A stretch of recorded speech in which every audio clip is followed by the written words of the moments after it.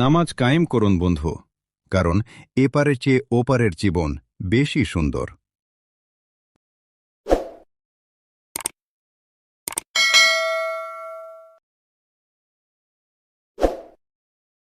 মেসির কারণে টিকিটের মূল্য বেড়েছে ১৪০০%।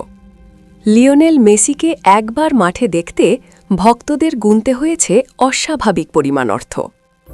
যুক্তরাষ্ট্রের উটা অঙ্গরাজ্যে মায়ামি ও সল্টলেকের ম্যাচ ঘিরে তৈরি হওয়া মেসি মেনিয়া টিকিটের দামকে পৌঁছে দিয়েছে রেকর্ড উচ্চতায়।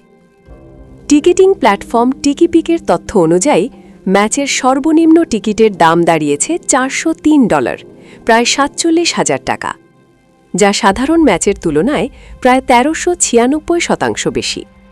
অথচ সল্ট লেকের পরবর্তী ম্যাচের টিকিট মাত্র $২৮ পাওয়া যাচ্ছে।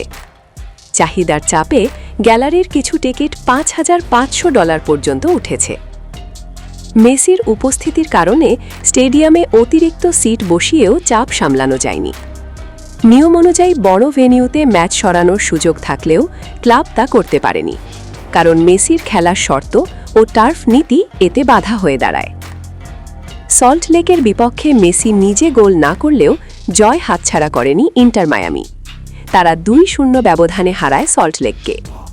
শেষ মুহূর্তের দুটি গোল ম্যাচের ফল নির্ধারণ করে দেয়। ৮২ মিনিটে কর্নার থেকে পাওয়া বলে জোরালো শটে গোল করেন ডিবল।